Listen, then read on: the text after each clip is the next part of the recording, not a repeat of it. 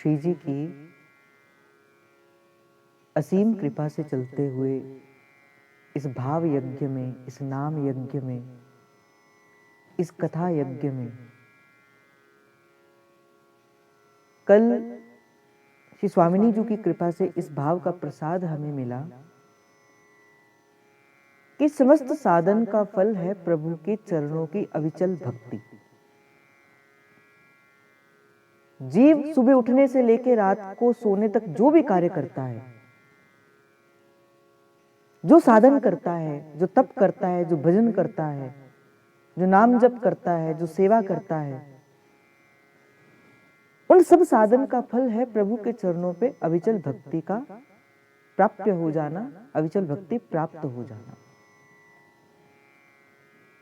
फिर कल संकीर्तन ने आपको संकेत दिया कि साधन का फल तो भक्ति है, परंतु भक्ति का फल क्या है। तो व्यास जी की ओर संकेत करते हुए सत्संग ने आपको बताया कि व्यास भक्ति को फल लयो श्री वृंदावन की धूर, कि वृंदावन धाम के प्रति आपकी निष्ठा बढ़ जाना, इस रजरानी के प्रति आपका प्रेम बढ़ जाना, यही भक्ति का फल है।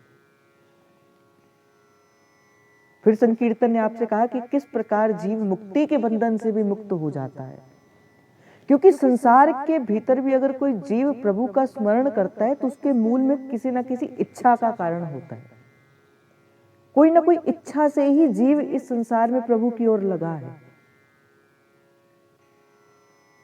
आप सब देखो अपने, आप जब करते हो ठाकुर जी की पूजा, चलो महाप्रभु की कृपा से तो हमें ये समझ आ गया कि भक्ति होनी कैसे चाहिए, परंतु अगर संसार की ओर दृष्टि जाकर देखो तो कोई ना कोई जो जीव प्रभु के पास जा रहा है वो किसी ना किसी इच्छा की पूर्ति के लिए तो जा रहा है।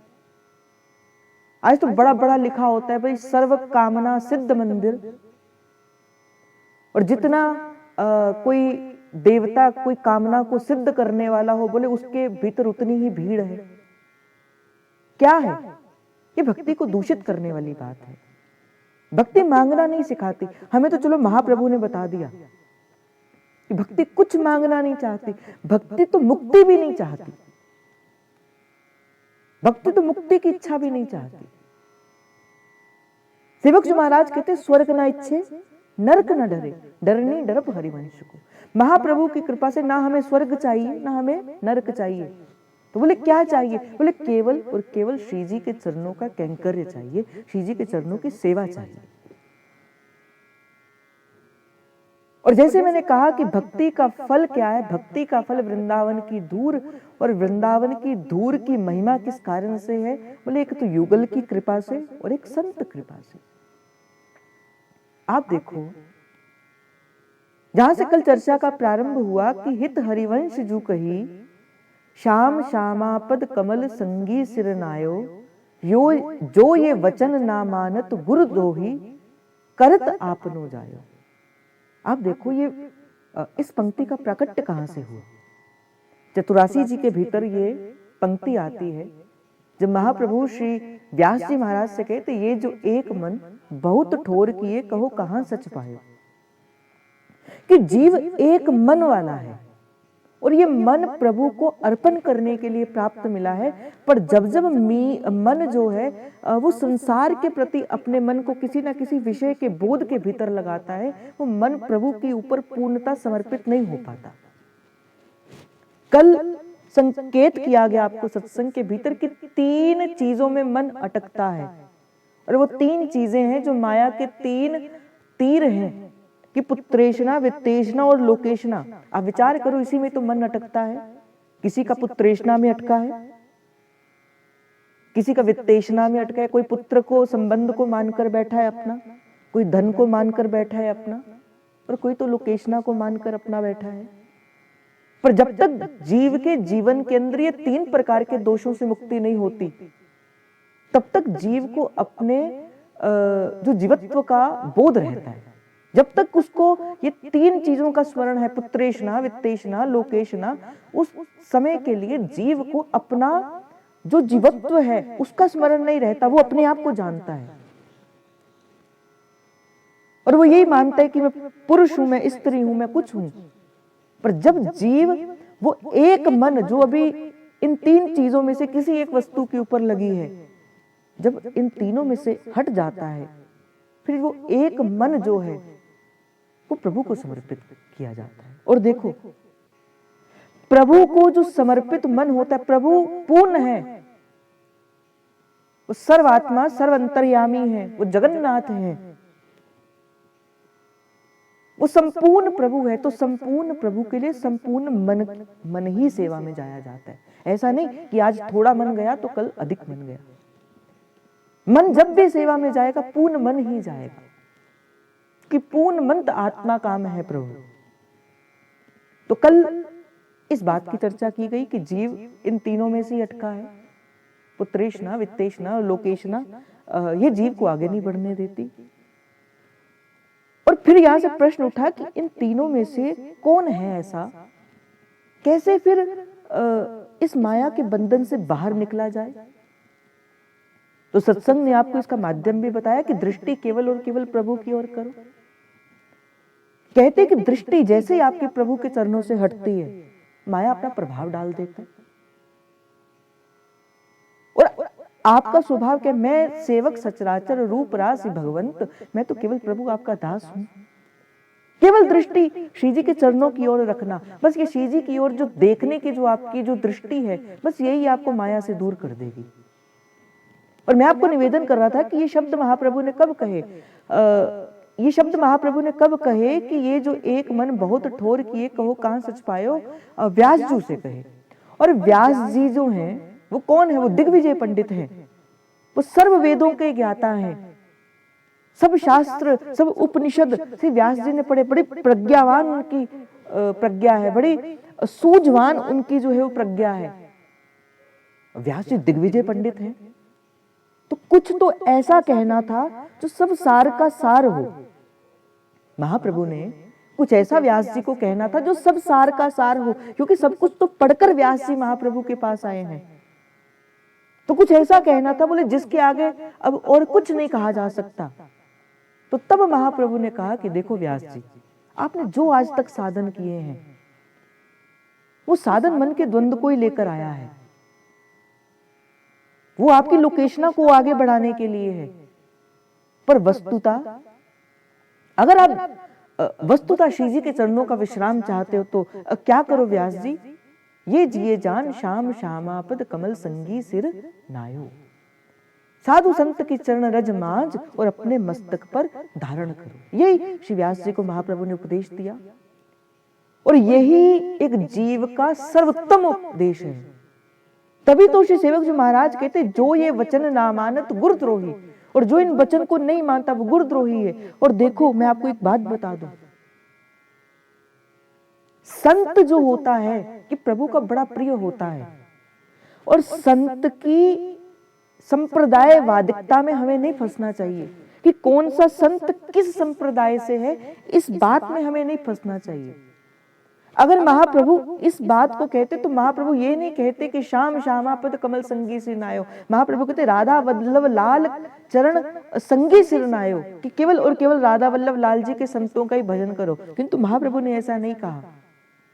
महाप्रभु ने कहा जो प्रियाजू का भजन करता है, जो लालजू का भजन करता है, आप उनके चरणों का भजन करो, उनके चरणों की रज को अपने मस्तक पे धारण करो। इसलिए भाई सत्संग आपको सिखाता है कि कभी किसी संत के भाव में भेद बुद्धि नहीं करनी चाहिए। तभी तो श्री व्यास जी महाराज कहते आदि अंत और मध्य में रसिकन की ये रीत, बोले सभी रसिकन की एक ही रीत है। और रसिक कौन, बोले जो महाप्रभु द्वारा शरणागत है, बोले उसमें रसिकों की एक ही रीत है। तो किसी ने पूछा बोले क्या रीत, कहा संत सभी गुरुदेव हैं, बोले संत सभी गुरुदेव हैं। और कहते व्यास जी कहते मैं ऐसे नहीं कह रहा, व्यास ही है प्रतीत, बोले मैं इस बात की प्रतीति को करके कह रहा हूं, इस बात को प्रतीत होकर मैं कह रहा हूं कि भाई संत सभी गुरुदेव हैं, व्यास ही है प्रतीत। तो आपके सामने कभी भी कोई संत आए भाई, वो प्रभु का भजन करता है, वो प्रभु को रिझाता है अपनी सेवा से। अगर आपके सन्मुख कोई भी संत आए तो उसमें भेद बुद्धि नहीं करनी, ये मेरा संत है, ये पराया संत है। भाई वो प्रभु का भजन करता है, वो श्री जी का निज सखा है, वो श्री जी की निज सहचरी है। इसलिए कोई भी संत आए तो उनके चरणों की रज माज अपने मस्तक पे धारण करना। और मैंने कल आपको कहा था प्रभु सब देते हैं किंतु अपने महत जनों का संग नहीं देते। नारद जी भक्ति सूत्र के भीतर भी कहते महत संगस्तो दुर्लभा, महत जनों का संग प्रभु कभी प्रदान नहीं करते। और किसे संत किसके जीवन के भीतर आता है? बोले जिसे प्रभु मिलना चाहते हैं। अपने किसी साधन से नहीं मिलते प्रभु, प्रभु तो कृपा से मिलते हैं। और किसकी कृपा से मिलते हैं? या तो प्रभु अपनी कृपा से मिलते हैं, या तो प्रभु संत की कृपा से मिलते हैं। या तो संत आपको कह दे कि तू मेरा है। संत के मुख से अगर ये बात निकल जाए कि भाई तू तो मेरा है, इसका अर्थ क्या है? वो संत ने नहीं कहा, वो संत का जो संबंध है, जो संत के संबंध ने कह दिया भाई आप तो मेरे हो, वो संबंध फिर प्रभु निर्वाह करते हैं, फिर प्रभु आपको अपना बना लेते हैं। तो इसलिए कुछ ऐसा करो कि प्रेम से भरकर संत आपको कह दे बोले तुम तो मेरे हो। और जिसे प्रभु अपना बनाना चाहते हैं उसे किसी संत का प्रिय कर देते हैं। और मैंने एक भी दिन आपसे कहा था कि संत भगवंत तक तो संत ही लेके आएगा। आत्मा और परमात्मा के बीच में तो महात्मा ही होगा। और जब तक आपके आत्मा और परमात्मा के बीच में महात्मा नहीं है तो परमात्मा प्राप्त भी नहीं हो सकता। तो कल इस बात की चर्चा को श्री लाडली जी ने बड़े प्रेम से बताया। फिर श्री सेवक जी महाराज ने भी कहा कि बोले देखो इस मार्ग पर चलने के लिए 3 बातों का ज्ञान जो है वो आपको होना चाहिए। ज्ञान शब्द मैं नहीं कहूंगा, मैं यहाँ पे बोध शब्द प्रयोग करूंगा कि 3 बातों का बोध आपको होना चाहिए। कल जैसे मैं आपसे कह रहा था कि सबसे पहला जो बोध आपको होना चाहिए वो ये होना चाहिए कि आपका उपास्य कौन है, आपका इष्ट कौन है। सबसे पहले इस बात का आपको ज्ञान होना चाहिए। और इष्ट में भी इष्ट की 2 बातों का आपको ज्ञान होना चाहिए कि उसका स्वरूप कैसा है और उसका स्वभाव कैसा है। स्वरूप और स्वभाव को जानकर ही तो आप सेवा के भीतर प्रवेश करेंगे। जैसे श्री दुर्दास जी महाराज कहते राधा वल्लभ लाडली अति उदार सुकुमार। बोले एक तो उदार है, ये क्या है? ये उनका स्वभाव है कि राधा वल्लभ लाडली अति उदार। फिर उसके बाद श्री दुर्दास जी महाराज कहते बोले सुकुमार, बोले बड़ी सुकुमारी है। तो ये उनका स्वभाव भी कहा और ये उनका स्वरूप भी कहा। तो सबसे पहले तो आपको अपने इष्ट के स्वभाव और अपने उसके स्वरूप का बोध होना चाहिए, ज्ञान होना चाहिए। फिर दूसरी बात कही गई, बोले उपासक।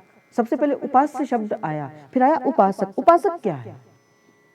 उपासक है जो इष्ट का भजन करने वाला है, अर्थात जो साधक है उसे उपासक कहा जाता है। तो सबसे पहले तो आपको इष्ट के स्वरूप का ज्ञान, फिर अपने स्वरूप का ज्ञान भी होना चाहिए। देखो भाई, जब तक आप अपने आप को पुरुष शरीर मानोगे और जब तक स्त्री शरीर के रूप में अपने आप को मानोगे तब तक तो आप अपने स्वरूप का भास ही नहीं कर पाओगे। ये तो सत्संग आपको बताएगा कि भाई आप इन शरीर की क्रियाओं से ऊपर हो।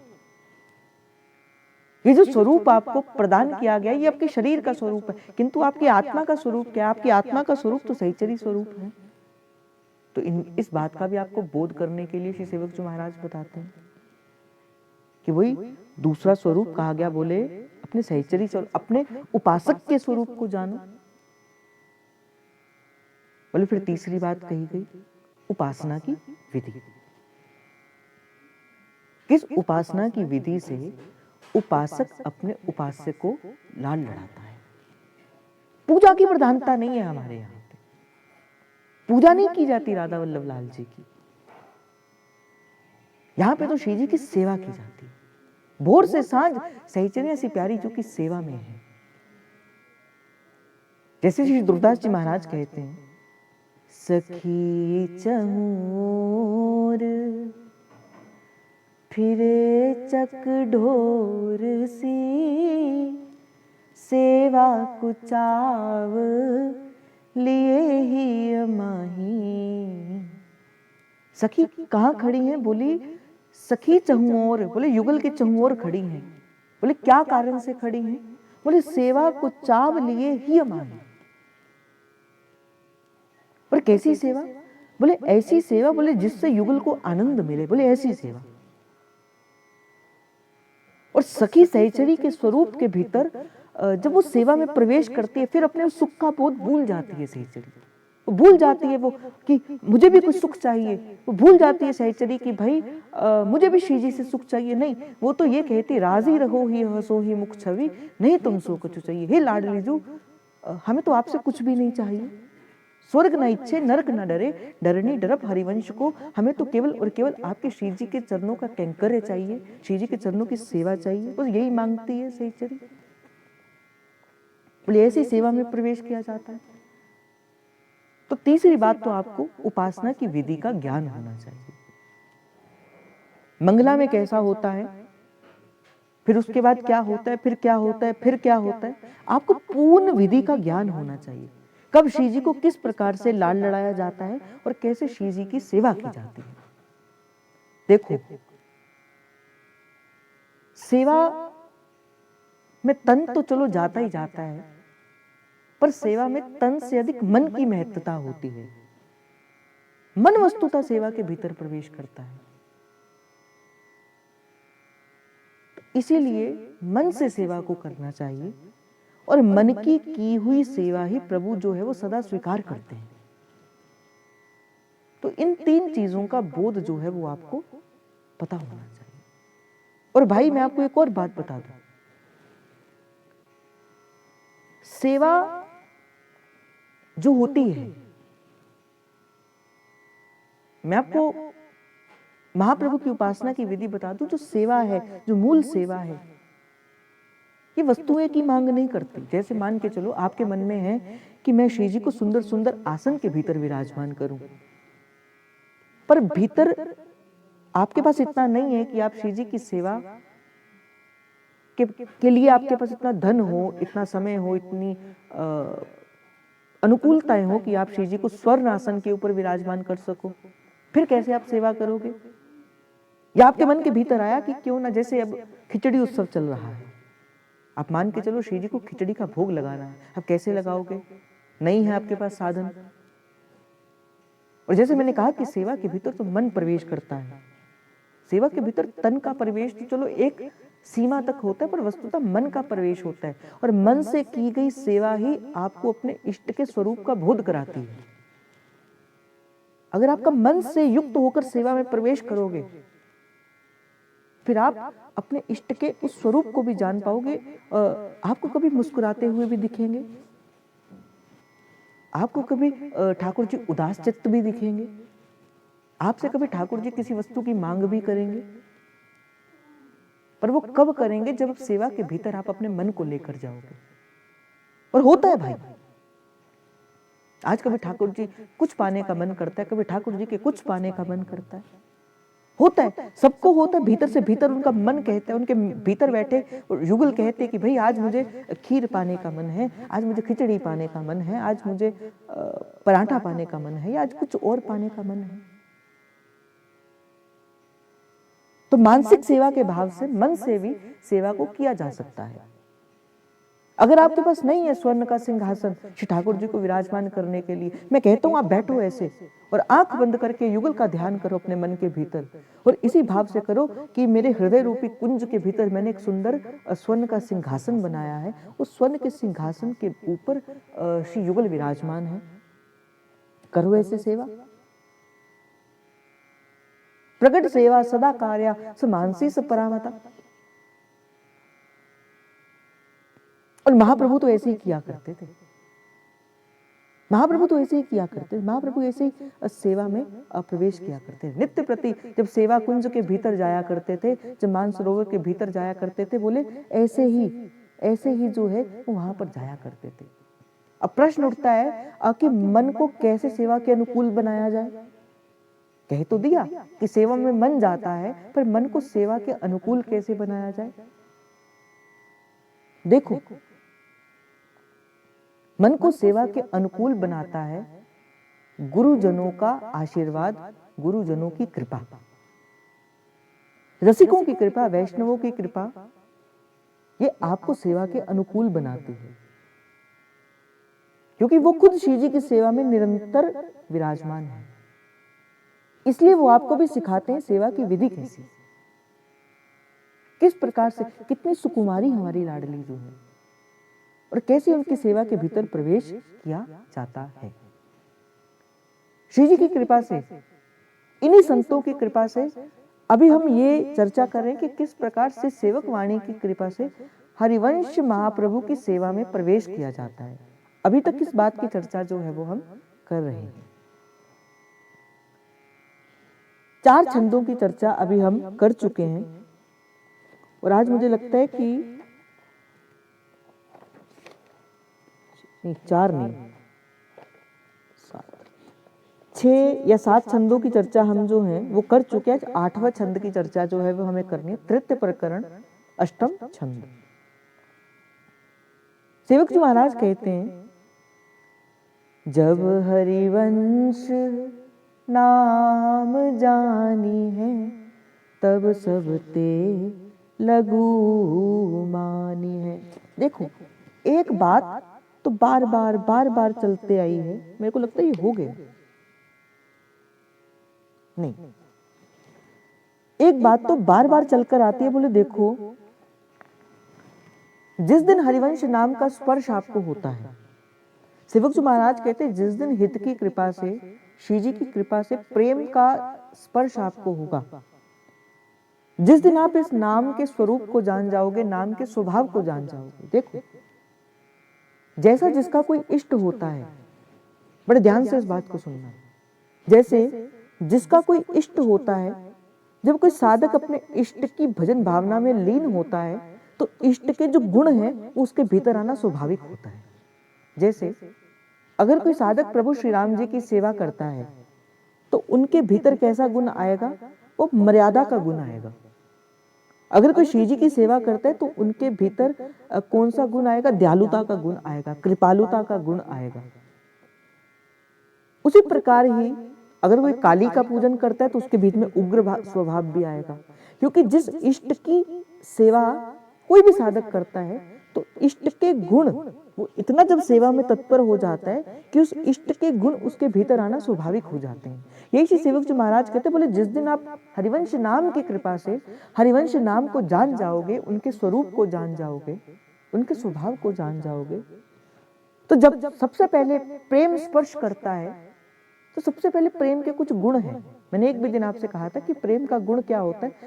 एक तो प्रेम जो है वो बांटना प्रारंभ कर देता है, और दूसरा एक प्रेम का गुण होता है कि प्रेम अपने आप को छोटा मानता है, प्रेम कभी अपने आप को बड़ा नहीं मानता। और अगर आपके भीतर अभी भी अपने आप के बढ़ाई होने का, बोले कहते लोक बढ़ाई नानका, बोले कुकर की पहचान। बोले लोक बढ़ाई कैसे? बोले कुकर की पहचान, बोले कुत्ते की पहचान है। तो लोक बढ़ाई को तो संतों ने ऐसे ही कहा, बोले लोकेशना तो ऐसा ही है जो, और जब तक आप, ये क्या है, देखो मैं आपको एक बात बता दूं, दोष होते हैं जीव के भीतर जो प्रभु तक नहीं जाने देते, और 5 दोष ऐसे हैं जो प्रभु तक नहीं जाने देते, काम, क्रोध, लोभ, मोह, अहंकार।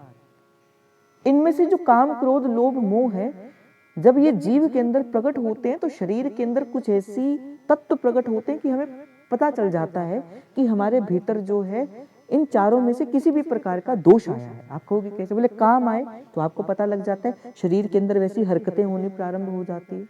लोभ हो तो आपको भी पता लगता है और संसार को भी पता लगता है। वो बोलते हैं वो जीव कितना लोभी है, वो व्यक्ति कितना लोभी है। क्रोध हो तो आपको क्या, सारे संसार को पता लगता है। तो काम का भी पता लगता है, क्रोध का भी पता लगता है, लोभ का भी पता लगता है, मोह का भी पता लग जाता है, आपको भी पता लग जाता है। पर ये 5वां जो अहंकार है, ये जो अहंकार है, बोले एक ऐसा दोष है, बोले ये जिसके भीतर आता है, बोले उसको भी पता नहीं चलता कि मेरे भीतर ये दोष आ गया। जैसे भाई महाप्रभु तो कहते हैं डर नहीं डरप हरिवंश हित। भाई एक साधक को तो सदा डर के रहना चाहिए। किससे? बोले सूक्ष्म अहंकार से, कि जिस दिन जीव को, कई बार तो भाई ऐसा देखा गया कि भक्ति का अहंकार भी हो जाता है, ज्ञान का अहंकार भी हो जाता है, यौवन का भी अहंकार हो जाता है, शरीर का भी अहंकार हो जाता है, धन का भी अहंकार हो जाता है, ज्ञान का अनेक अनेक चीजों का अहंकार हो जाता है। तो श्री सेवक जो महाराज कहते बोले जिस दिन हरिवंश नाम को आप जान जाते हो उस दिन सबसे पहले देखो हरिवंश कौन है, हरिवंश है हित, हित अर्थात प्रेम, प्रेम अर्थात वात्सल्य। और जिस दिन प्रेम का स्पर्श आप जान जाओगे, जिस दिन प्रेम आपको स्पर्श करेगा, तब सब हीते लघु मानी है, उस दिन आप अपने आप को सबसे छोटा मानोगे, आपके भीतर दैन्यता का भाव जागृत हो जाएगा। आप देखो जितने भी संत रसिक वैष्णव हुए हैं उनके नाम के आगे क्या लगता है, बोले दास लगता है। सूरदास, कबीर दास, नाभादास, चतुर्भुज दास, सबके आगे दास लगता है, नागरी दास।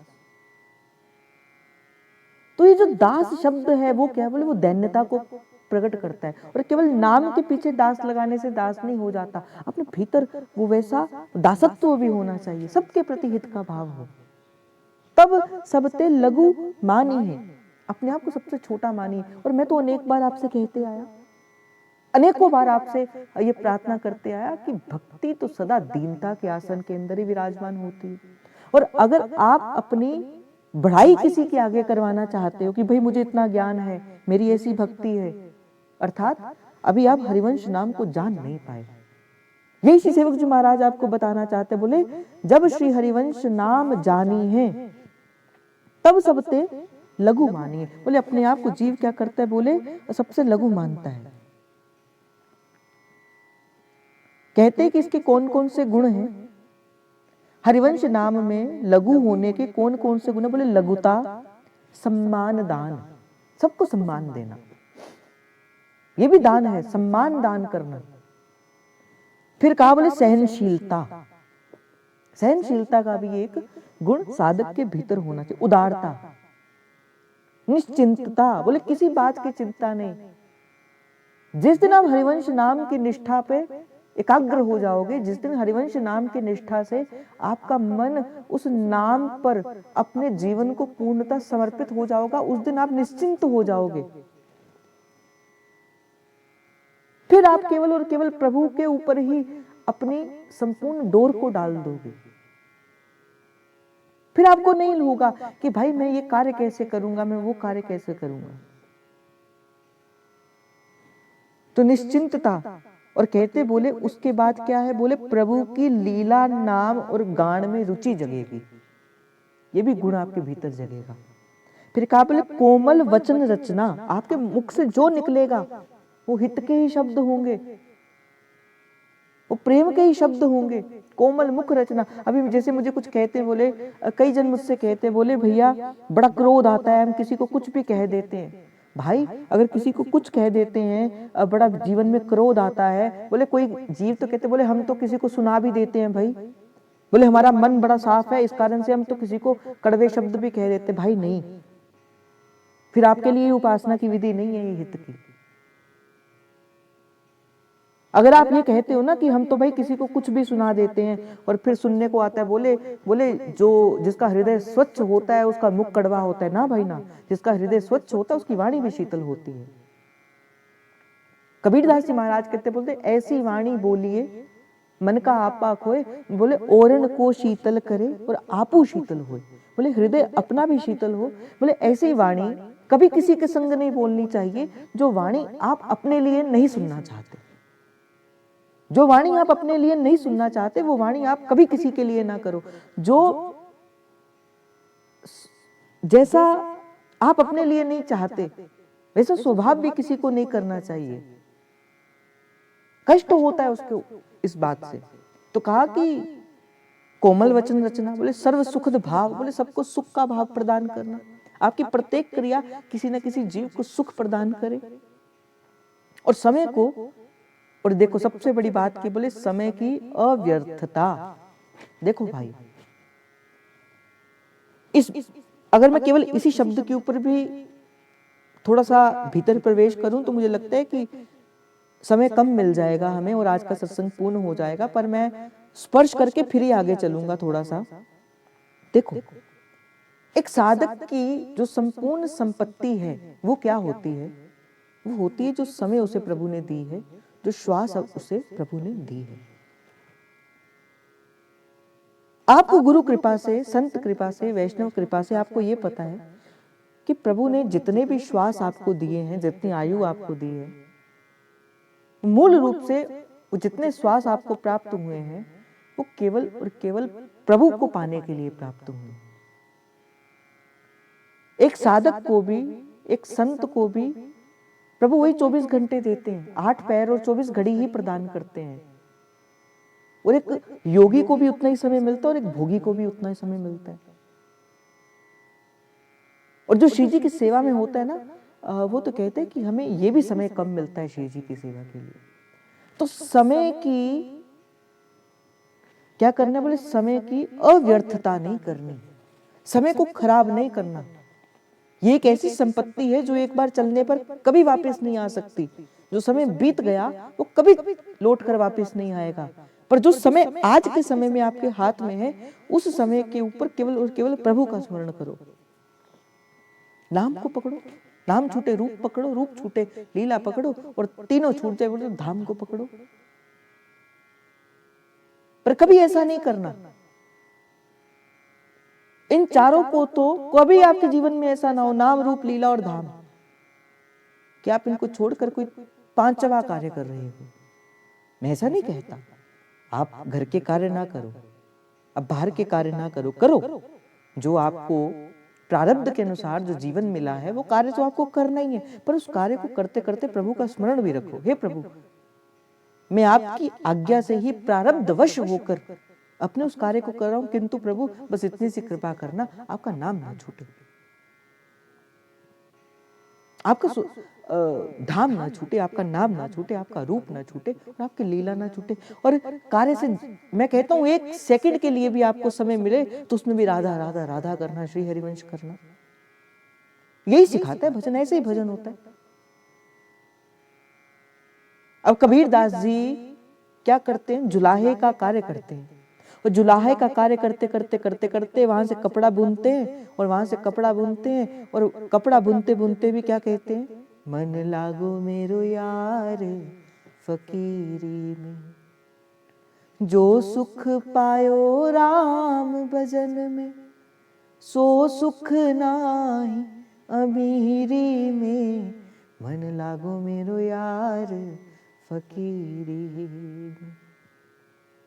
कबीर दास जी इधर क्या करते, बोले कपड़ा बुनते और संग संग में राम राम राम राजा, राम राम राम, राम राम राम राजा, राम राम राम।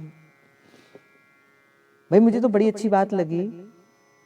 कहते हैं कि एक बार क्या हुआ कि कबीर दास जी कपड़ा बुन रहे थे, और कपड़े बुनते बुनते अपने प्रभु का स्मरण कर रहे थे। राम राघव राम राघव, राम राघव राम राघव, प्रभु का स्मरण कर रहे और कपड़ा बुन रहे थे। आ गए एक संत आ गए, और संत ने कहा कि देखो, हमें तन को ढकने के लिए वस्त्र की आवश्यकता है, आप मुझे कुछ वस्त्र दे दीजिए।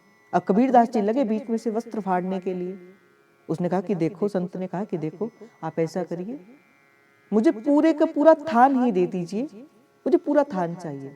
अब कबीर दास जी ने कहा, बोले संत ने मांगा तो प्रभु ने मांगा।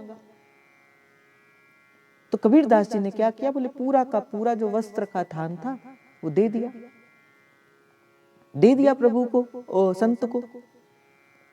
अब क्या हुआ कि कहते हैं कि जो कबीर दास जी की माता थी और उनकी पत्नी थी, और उनका इनकी एक पुत्री थी और एक पुत्र था। अब घर पे जो राशन चलता था, जो अन्न पड़ता था, वो उसी से ही पड़ता था जो कबीर दास जी कमा कर लाते थे। अब कबीर दास जी ने तो क्या कमाना, वो जितना का जितना वस्त्र था वो तो सारा संत को दे दिया। अब कबीर दास जी कहे मैं घर कैसे जाऊं, तो क्या किया, बोले एक वृक्ष के नीचे जाकर अपनी घड़ताल पकड़ी और प्रभु का स्मरण करने लगे। 1 दिन बीता, 2 दिन बीते, तीसरे दिन प्रभु को कहा कि प्रभु ने कहा कि देखो कैसा मेरा जीव है जो सब कुछ मुझ पर छोड़ के बैठा हुआ, एक सेठ का रूप बनाया और एक सेठ का रूप बनाकर क्या किया, एक बैलगाड़ी ली और उसमें कितना का कितना जो अन्न था उस अन्न को रखा और चले गए कमाल के पास, चले गए कबीरदास जी के घर पे। माता ने कहा कि कौन हो? उन्होंने कहा कि ये क्या कबीरदास जी का घर है? तो उन्होंने कहा कि हाँ, घर तो कबीरदास का है। तो बोले आज कबीरदास जी का जो वस्त्र था बड़े ऊंचे दाम में बिका है, बड़े ऊंचे दाम में बिका है कबीरदास जी का वस्त्र। तो आप क्या करो, इस वस्त्र को अब जो है इस वस्त्र के मूल्य के ऊपर जो है वो बड़े ऊंचे दाम में बिका है, किसी सेठ ने खरीदा है, तो आप क्या करो, ये सारा का सारा राशन जो है वो अपने पास रख लो। कबीरदास की माता कहती है कि बोले देखो वो कोई और कबीर होगा, बोले जिसका वस्त्र इतने ऊंचे दाम में बिका। बोले हमारा कबीर नहीं, हमें तो राजा दंड दे देगा, तुम्हारे पास इतना धन कैसे आया, तुम्हारे पास ऐसे सामान कैसे आया? बोले नहीं नहीं। कहते कहते प्रभु जबरदस्ती डालकर चले गए। अब तीसरे दिन समझ आया जब अपनी भाव समाधि से बाहर निकले कबीरदास जी कि मैं जाकर तो देखूं मेरे घर पे क्या बना है। और कहते कि जैसे जाकर देखा श्री कबीरदास जी ने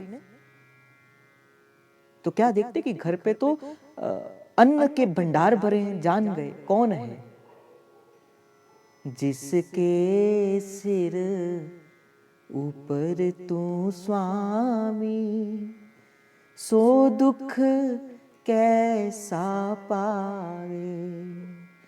कि जिसके सिर ऊपर तू स्वामी तो दुख कैसा पावे। बोले बोले जो प्रभु के ऊपर अपना संपूर्ण समर्पित कर देता है, बोले प्रभु को उसके कुटुंब की चिंता करना तो बोले प्रभु के पास होती है। बोले प्रभु के पास है जो कुटुंब की जो चर्चा करनी होती है, फिर कुटुंब की चिंता करनी होती है जो। तो कहा कि जिसके सिर ऊपर तू स्वामी, तो सुख तो दुख कैसा होवे। तो ये कथा आपको मैं क्यों सुना रहा हूं कि अपने आपको अपने गुरु चरणों पे पूर्ण विश्वास हो जाए कि जगत मजूरी देते हैं तो क्यों राखे भगवान। जब आप प्रभु के लिए समय निकालते हो, जब प्रभु की सेवा के लिए समय निकालते हो और प्रभु को अपना सर्वस्व अर्पण करते हैं। जैसे मैंने एक दिन आपसे कहा था ना कि जब एक वो जीव एक फूल के लिए अपनी सारी संपत्ति को लुटा देता है और प्रभु जब उस हार को धारण करते हैं तो प्रभु अपना मस्तक निभा देते हैं और प्रभु कहते हैं कि भाई देख, उससे कह देना कि उसने अपने संपूर्ण अपने मेरे श्रृंगार के लिए उसने अपना संपूर्ण लुटा दिया। अब आज से मेरी जितनी संपत्ति है वो सब उसकी। आप खुद विचार करो। बोले यही प्रेम का गुण होता है। प्रेम देना सीखता है, प्रेम लेना नहीं सीखता। तो सब ते लघु मानी है। बड़ी अच्छी बात एक स्थान पर कहते, बोले चैतन्य महाप्रभु कहते बोले त्रिनादपि सुनी चेन तरोरोपि सहिष्णुना, अमानि नामानि देव कीर्तनीय सदा हरि। जैसे श्री सेवक जी महाराज कहते हैं, बोले तब सब ते हित लघु मानी है। बोले अपने आप को सबसे छोटा मानती है सखी। जिस दिन उसको वस्तुतः हित का स्पर्श होता है, प्रेम का स्पर्श होता है, और अगर आपके भीतर अगर अपने कहीं अहमता का गुण है, अपने आप को बड़ा मानने का गुण है। मुझे एक बड़ी अच्छी लीला स्मरण आ रही है श्री कबीर जी महाराज की ही। अब कबीरदास जी का क्या हुआ कि जब बड़ी बढ़ाई होगी कबीरदास जी की, और तो बड़े दूर दूर से लोग आने प्रारंभ हो गए कबीरदास जी के पास। अब कबीरदास जी ने सोचा कि अब तो मेरी प्रतिष्ठा बढ़ गई, कहीं ये मेरे भीतर कोई सूक्ष्म अहंकार ना लेकर आ जाए और इससे मेरी भजन भावना में, देखो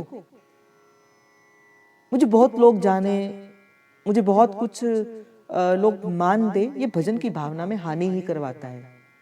सत्य कहता हूं, ये भजन की भावना में हानि ही करवाता है। जो छोटा बनने में जो सुख है वो बड़ा बनने में कभी सुख नहीं होता। तो कबीरदास जी ने क्या किया, एक जल लिया और जल का कुछ ऐसा कर दिया कि मानो जैसे ये मदिरा हो। एक वीरांगना को लिया और वीरांगना के संग संग जो है वो काशी की गलियों में चलने लगे। इसके पीछे का क्या कारण था?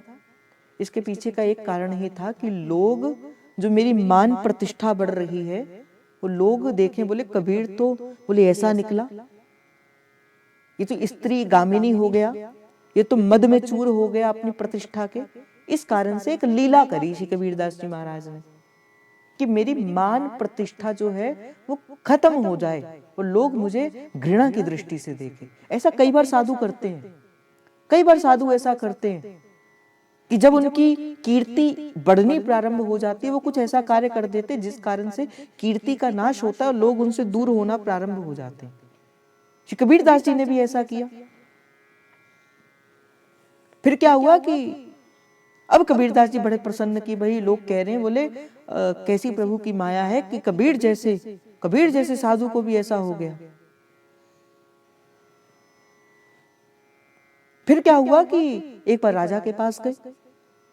जो राजा के पास गए तो राजा तो शिष्य था वैसे कबीरदास जी का, पर उसके मन के भीतर भी कबीरदास जी के प्रति संशय आ गया। देखो, गुरु कोई भी आचरण करता है, संत कोई भी आचरण करता है, उसके पीछे कोई ना कोई कारण होता है।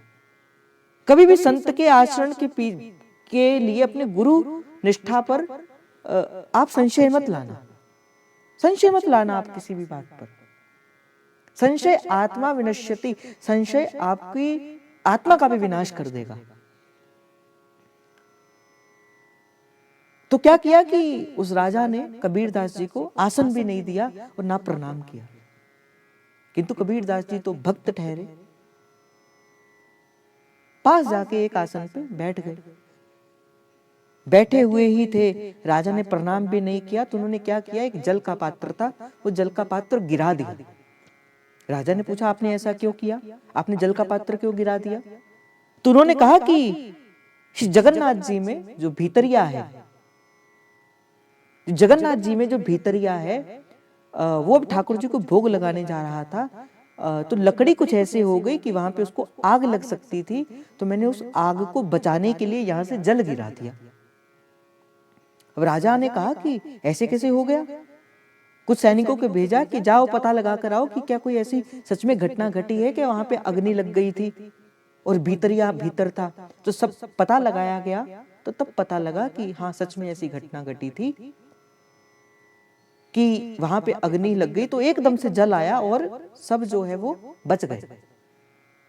तो तब उनको बोध हुआ कि नहीं नहीं, कली में साचो भक्त कबीर, कि भक्त की कभी भी किसी भी भाव में हमें ऐसी भाव नहीं रखना चाहिए। कई बार ऐसे संत करता है, जरूरी नहीं है कि संत कहीं पर बैठे ही किसी की सहायता कर सकता है कि उसको जाना ही पड़ेगा वहां पे सहायता करने के लिए। संत कहीं से भी बैठे किसी भी चीज का जो है वो कार्य कर सकता है। मुझे स्मरण है, एक कश्मीर के अंदर एक संत हुआ करते थे, उनका नाम है गोपीनाथ जी। श्री गोपीनाथ जी, गोपीनाथ भगवान कहा जाता है उनको, बड़े प्यारे संत थे गोपीनाथ जी। एक बार की बात है कि भोजन पा रहे थे। अब भोजन पाते पाते कुछ ऐसा हुआ, अपने भोजन से उठ गए। तो पहले जो संत होते थे वो चिलम पिया करते थे, चिलम होती थी, हुक्का जिसको बोलते, उसके बीच में तो ऐसे करके वो पिया करते थे। कश्मीरी संत थे, कश्मीरी कम्युनिटी के लोग उनको आज भी बहुत मानते हैं, श्री गोपीनाथ भगवान के नाम से।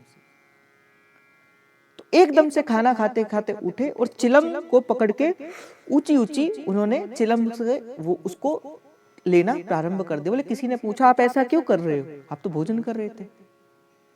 उन्होंने बोला कि फलानी फलानी कश्मीर के एक स्थान पर जंगल के भीतर अग्नि लग गई है, आग लग गई है, मैं क्या कर रहा हूं, उस आग को पी रहा हूं, उस आग को उस चिलम के रूप में पी रहा हूं। अब उस व्यक्तियों ने तो, जो संग थे, उन्होंने माना नहीं, तो उन्होंने पिया। पीने के बाद वो अपने आसन पे बैठ गए। और जब बाद में पता करवाया गया तो बिल्कुल सत्य था कि एक फलानी फलानी जगह पे ऐसे कश्मीर में जंगल में आग लगी थी और कोई कृपा ही हुई कि वो आग स्वतः ही बुझ गई। तो संत ऐसे ही करते हैं, संत तो कृपा कहीं दूर बैठा भी किसी के ऊपर भी कर देता है। चलो भाव तो कहीं और था पर चला कहीं और गया तो बात ये चल रहा था, जब हरिवंश नाम आपके जीवन के भीतर आ जाता है, जब श्री हरिवंश नाम जानी है, जिस दिन आप नाम, यहाँ पे शब्द प्रयोग आनी नहीं किया, जानी प्रयोग किया है, अर्थात जिस दिन आप महाप्रभु के इस नाम को जान जाते हो।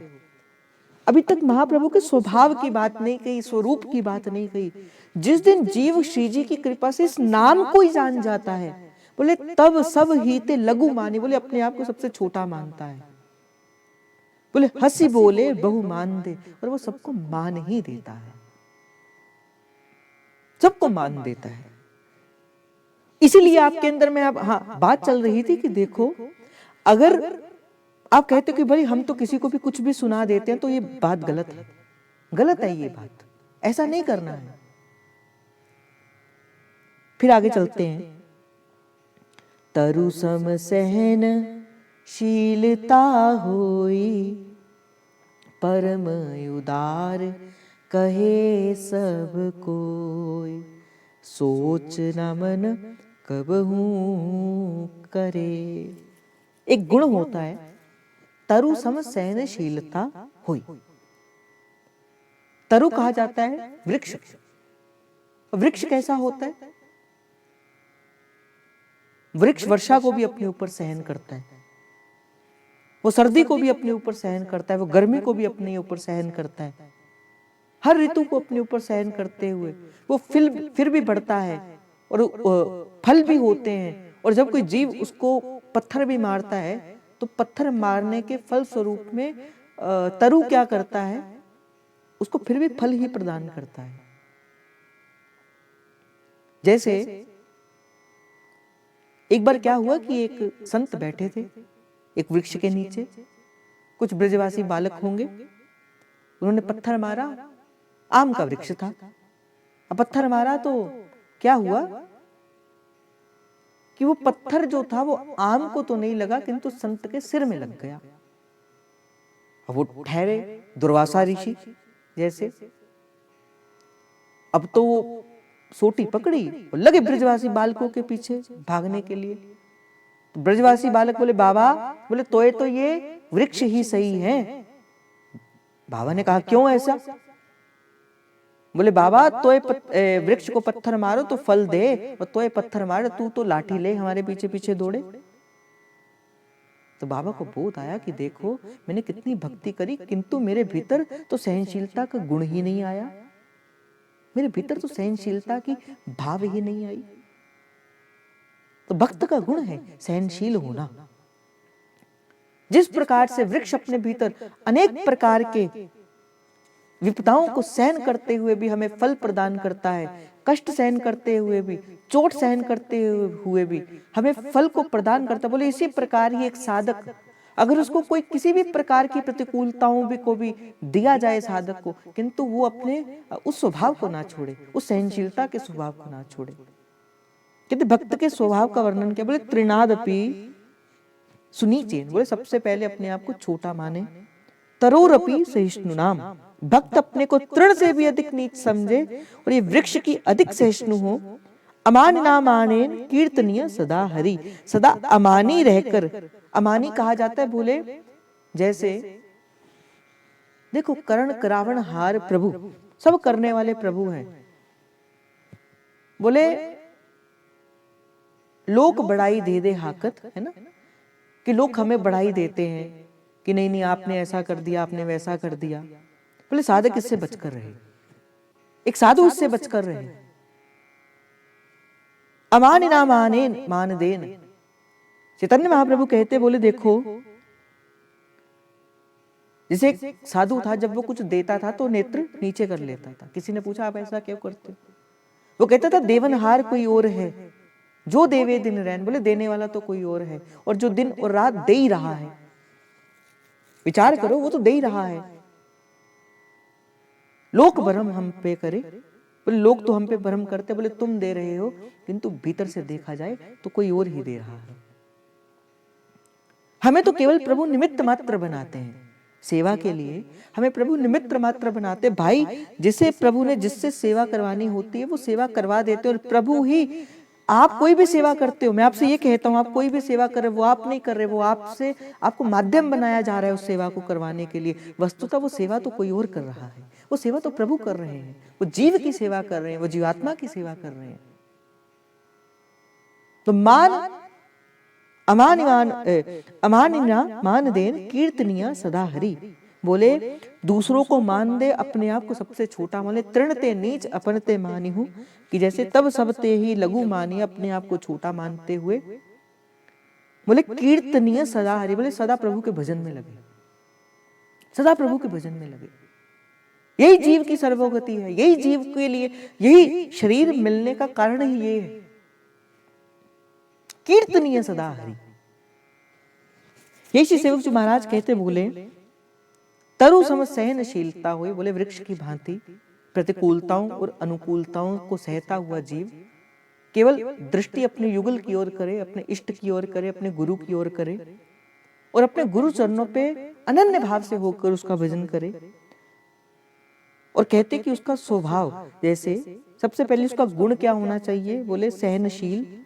बोले उसका स्वभाव कैसा होना चाहिए, बोले परम उदार कहे सब कोई। जैसे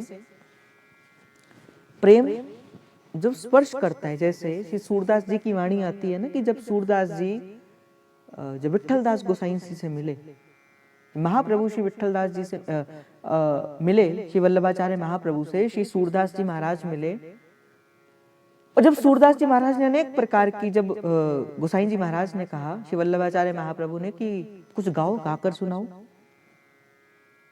तो कहा कि मौसम कौन कुटिल खल कामी, जिन तन दियो तिन ही विसरायो, ऐसी नमक हरामी।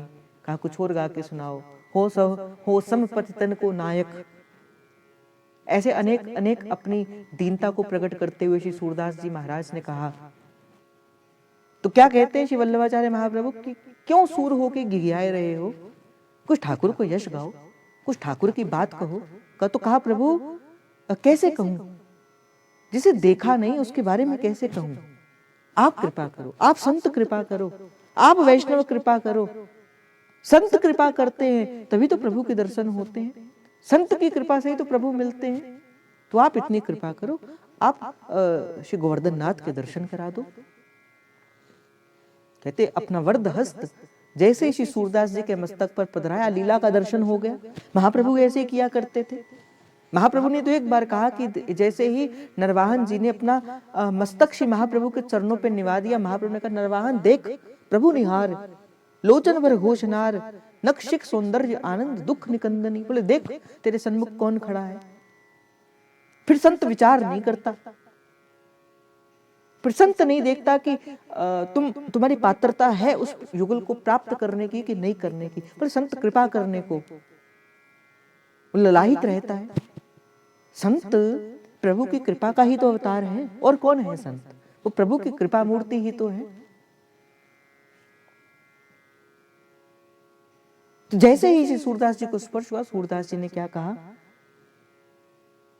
चिर जीवे गोपाल मायरी तेरो, चिर जीवे गोपाल। दिया उधार हो गया, उदार हो गया श्री सूरदास जी का हृदय।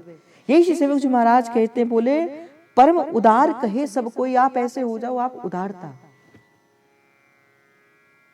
फिर तो देह धरण का, देह क्या, देह धरण का क्या है, बोले दे दे कछु दे। बोले लेना नहीं सिखाती भक्ति, देना सिखाती।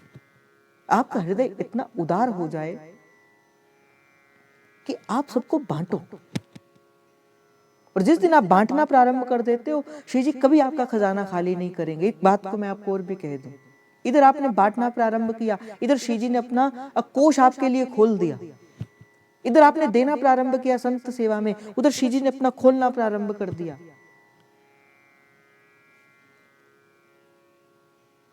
कि तरु सम सहनशीलता हुई, परम उदार कहे सब कोई, सोच न मन कब हूं करे। और तीसरी बात कहा, बोले फिर किसी मन में कोई सोच ना ले, ऐसा हो गया वैसा हो गया।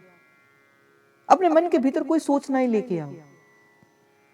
केवल और केवल साधक के जीवन के अंदर घटने वाली प्रत्येक क्रिया, चाहे वो अच्छी है चाहे वो बुरी है, वो प्रभु की इच्छा से ही होती है।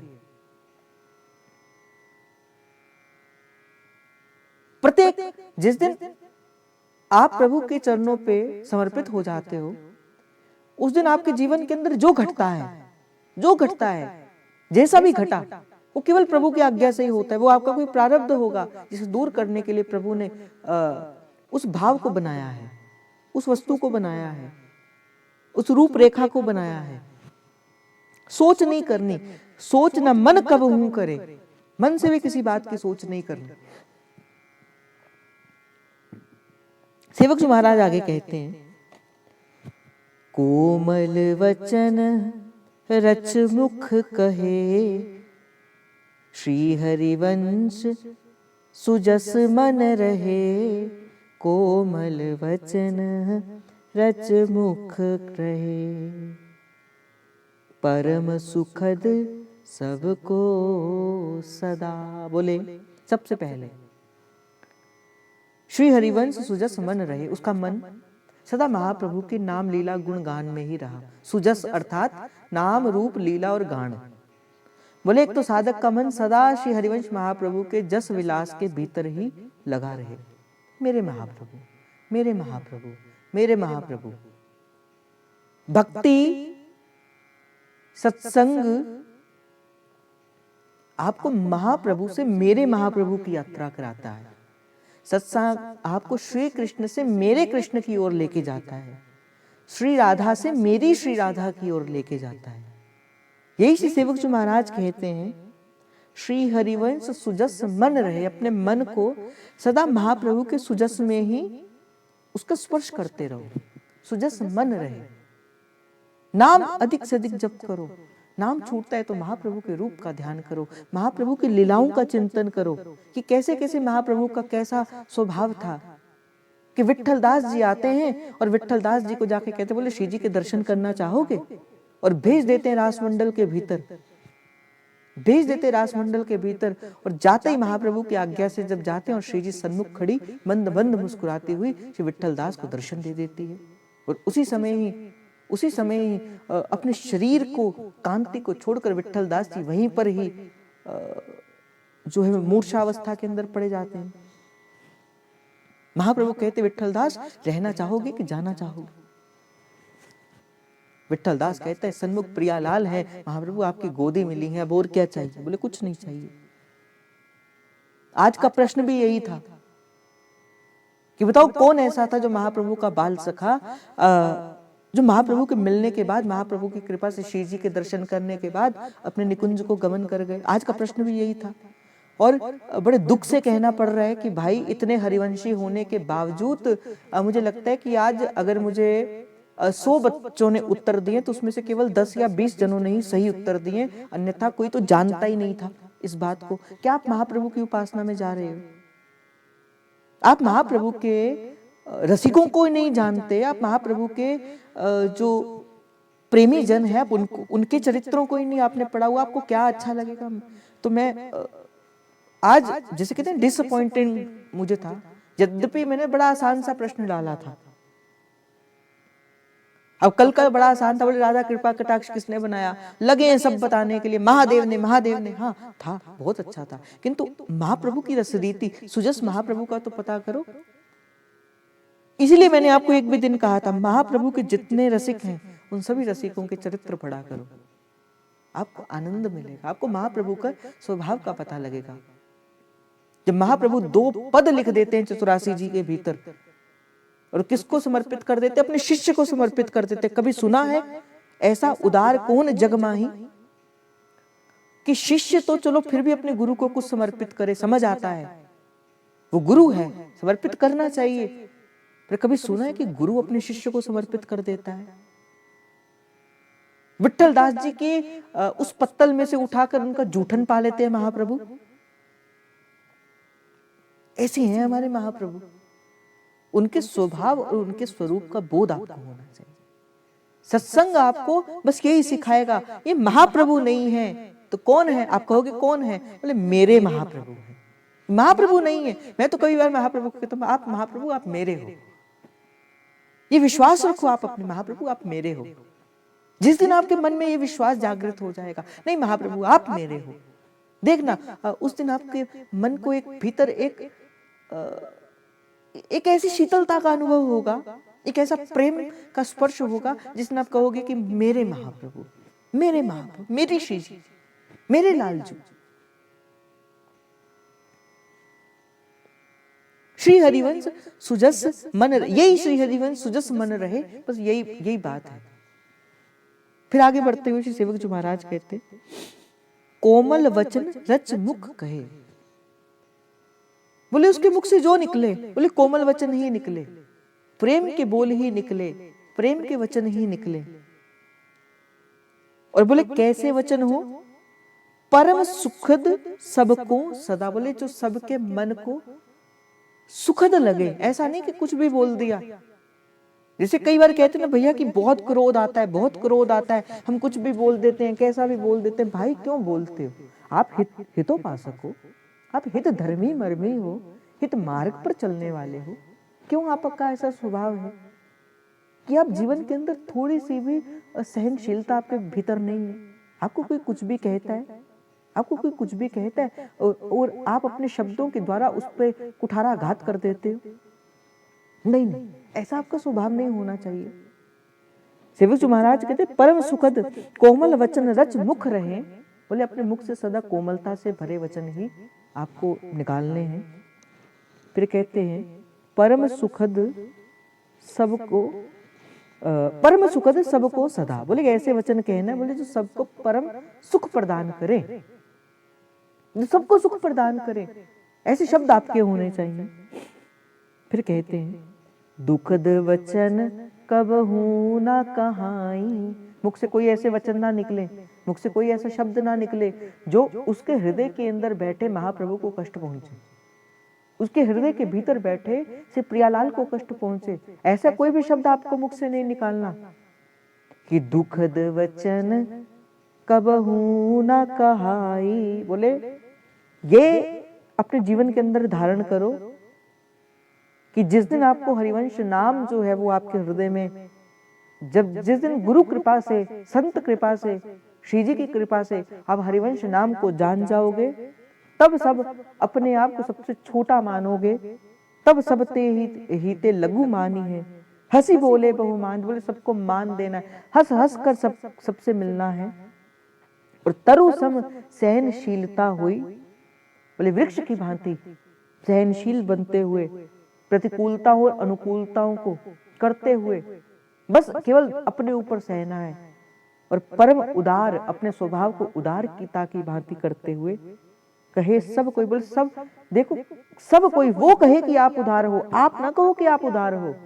आपका स्वभाव ऐसा हो कि अगला व्यक्ति कहे कि भाई वो जीव बड़ा उदार है, उसके मन में सबके प्रति कृपा है, प्रेम है। श्री हरिवंश सुजस मन रहे, मन में सदा हरिवंश महाप्रभु का जस रहे। कोमल वचन रच मुख कहे, अपने मुख से कोमल वचन ही प्रकट करे। और परम सुखद सबको सदा, बोले सबको सुख प्रदान करे, उसके वचन सबके हृदय में प्रेम प्रदान करे, उसके हृदय को शीतल करे। दुखद वचन कबहू ना कहाई, बोले दुख कभी किसी को नहीं दे, तो कहा संतत सकल सुनो चित लाई, बोले सब संत सब रसिको इस बात को अपना चित्त लगा के सुनना, चित्त लगा के इस बात को सुनना। संतत सकल सुनो चित्त लाई, श्री हरिवंश प्रताप जस, मैं महाप्रभु के प्रताप का जस ही जो है वो आपको कह रहा हूं। तो आज का भाव श्री लाडली जी के चरणों में समर्पित करते हुए आप सभी के हृदय प्रेम प्रभु को, हित प्रभु को, जय जय श्री हरिवंश, जय जय श्री हरिवंश, जय जय श्री हरिवंश।